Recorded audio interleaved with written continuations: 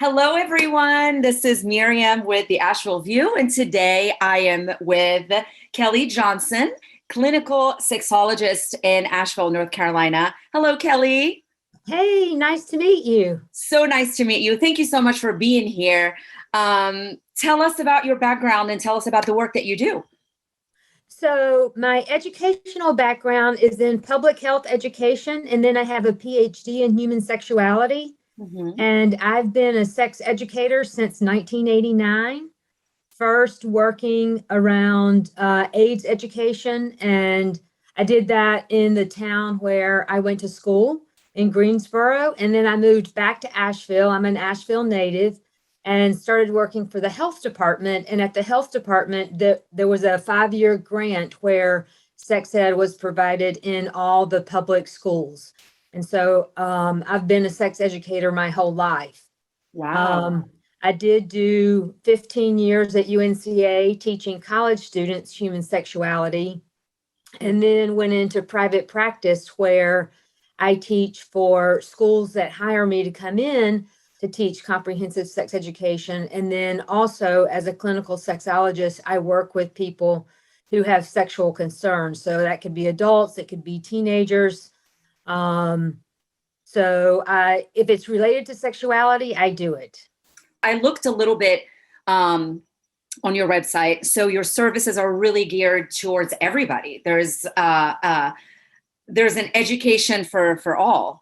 And it's not just adults, it's not just couples, it's kids. And it starts as early as, like you said, as early as kindergarten. Yes. And being a teacher in the public school system, I see how sex ed is being taught in public schools. And I don't see it even talked about in elementary, not until middle and high school. And it's usually taught by people who are not really qualified to be doing this job. What can we do to change that? Like, how can we put the right people? Because this is just as important as any other therapy, you know? So people don't think there's already a stigma about therapy, let alone sex therapy. How do we change that? And how do we reach our public schools, especially with so many kids that need this so much? Well, I think the public schools need to prioritize it. So the schools I work in, it is a priority, and they have money set aside in the budget for me to provide that education. And we need that in our city schools. Now, in our county schools, there are health educators on staff that provide sex education to all the schools, but Asheville City School doesn't have a particular person that's trained and has experience in providing sex education to provide sex education for all of their schools. So I think public pressure is really the best way to get Asheville City Schools on board. When I was first starting my career in Asheville, I did work in the city school system as well as the county schools, and they were funded through a grant. And so I think it's important that schools that aren't able or aren't providing comprehensive sex education by a trained sex educator need to prioritize it and then find that funding. Absolutely. Absolutely. Just like any other funding that we really work hard to get, mental health, sexual health is just as important. And so It is. what is do you go to schools and do workshops? How frequently do you do that when you go and talk to them? What does that look like exactly? So the school that I work in most comprehensively, they start their sex education program in kindergarten. And people are often like, sex education in kindergarten. But when we're talking about sex education, we're talking about a broad range of topics like family diversity, body safety, being appropriate in class, making sure that consent is given for any type of touching. So that particular school, I am there once a month all year long, and kids get a minimum of 4 classes and a maximum of 9. So as they get older, they get more and more classes. Right. Other schools, I'll start in 5th grade talking about puberty and reproductive anatomy. By middle school, we're talking about sexually transmitted infections. Throughout my programming, we talk about consent because consent is so important. Definitely. Especially right now with everything that's going on around us. Yes. It is now even more than before such an important time for us to talk to our children at a very young age. This is so important work to do. And especially talk about consent and Yes. having sex education not just be about abstinence and not just be about this is the scary diseases that you might get and this is why you should not do this. We need to find healthy ways to explain all of this to our kids, right? Yes. And positive ways so that their kids are excited about their own sexuality and feel empowered in their own bodies. That's really important. And that starts at an early age. It does. And I think parents are really having, I talk from my own experience. It's hard for me to talk about certain things. Of course, I have a daughter, so I'm always empowering her to love her body and to feel comfortable in the skin she's in. But when it comes to what kids start to go through and discover at a certain age, for parents, it's really hard.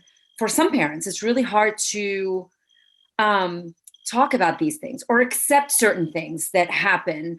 So that's why it's really critical to have someone who is trained on how to talk about it, to train even the kids and the parents. Right. So many of these schools have parent sessions where I will go in and do a parent program. I love that. Because one of the things I think parents are really confused about, and understandably so, unless they have an extensive background in sex education, knowing what type of language to use at what age. Right. And so we talk about language. I provide a suggested recommended reading list that has all these books for all different ages so that they will know the right kind of language and what is developmentally appropriate for their child.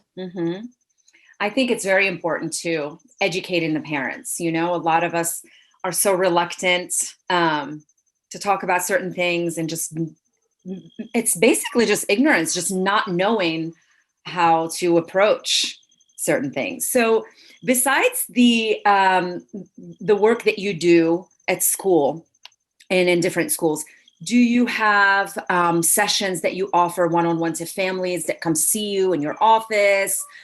Is it like booking an appointment to go to a therapist, either alone or with your kid or together or with your partners? What kind of sessions do you offer? So I offer all of those things.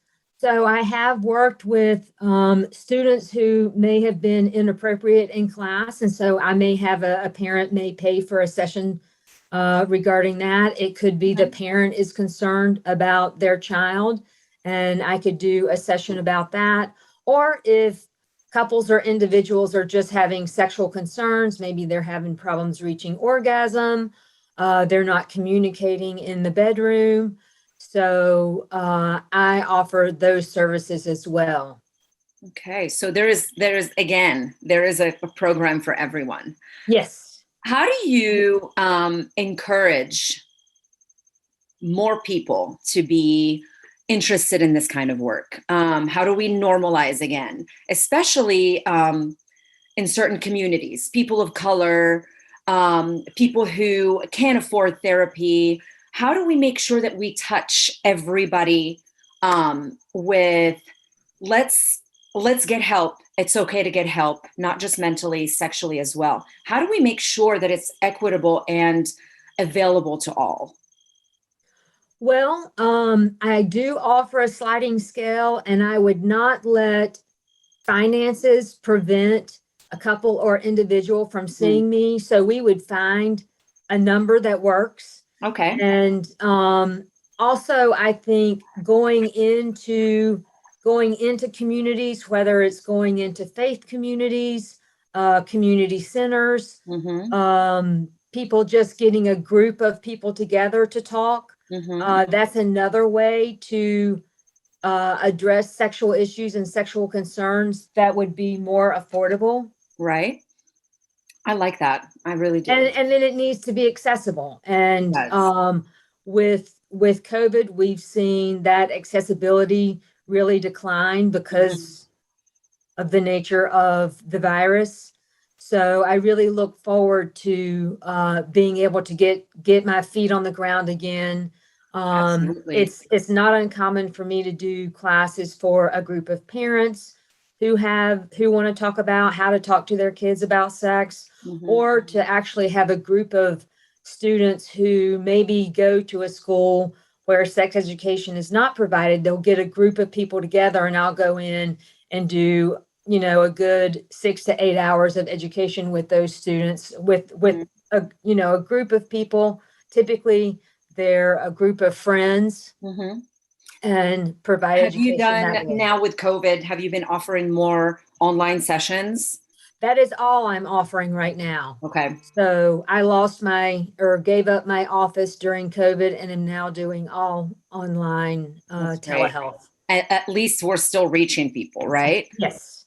And for some people, it feels a lot safer to be screen to screen instead of face to face. Right. Especially when we're talking about things like trauma, which is what I wanted to ask you after that. Trauma, do you also deal with and help people get over and work through sexual trauma? So for sexual trauma, because I come from a background of education, my skills are not adapt to trauma. So if I do have a client that has trauma, I refer them out to a specialist. I can still work with them on their sexual issues, but do want them to see a therapist that specializes in sexual trauma. That's great. I really like that. Tell me a little bit about your podcast. I see that you have a podcast as well. So the podcast I made several years ago. So telling you every topic is going to be difficult. I think most of it deals with talking to your kids about sex. I know there's one session on taking care of yourself sexually, and just how to be a sex positive parent or a sex positive person. Tell people where they can find you, how they can get in touch with you, if they need to book a session with you or see you for any kinds of services.